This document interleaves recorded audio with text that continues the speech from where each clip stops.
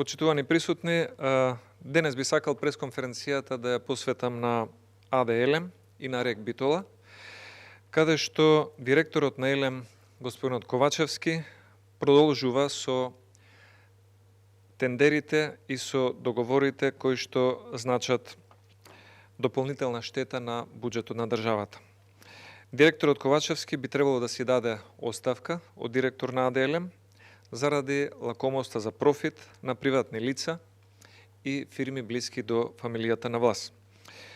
Заради овие договори, производната цена во РЕК Битола се зголемува за 20% за киловат час електрична енергија. 20% поскапа струја во РЕК Битола кон Елем, значи 20% поскапа струја кон ЕВН. Таа разлика понатаму ќе плати АД Елем со загуби или ќе ја платат граѓаните преку поскапа струја. Но бидејќи АД Елем е акционерско друштво од државна собственост, загубите на крајот и на АД Елем по втор пат ќе ги платат граѓаните кои што го полнат буџетот.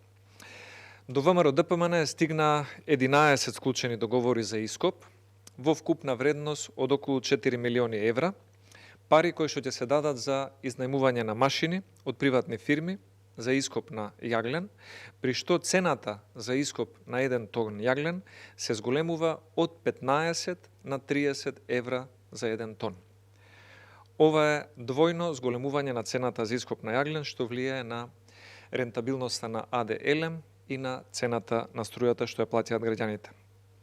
Производството на струја во РЕК по методите на Ковачевски и Заев станува нерентабилно за државата и станува многу скапо за граѓаните. Ваквите двојни цени за ископ на јаглен значат зголемен профит за поединци блиски до фамилијата на власт, а цената на крајот сепак ја плаќа народот. Повторно ќе гледаме камиони со струмички таблици, како работат во РЕК Битола. Повторно ќе гледаме како Силјан Мицевски зголемува милиони на своето салдо, додека едвај народот преживува од месец до месец. Затоа сметаме дека господинот Ковачевски треба или да ги раскине овие 11 штетни договори за ископ, или да го праша Заев дали смее да си поднесе оставка од АД Елем. Како и да е, доколку не постапи на ваков начин, тоа ќе резултира со негова одговорност.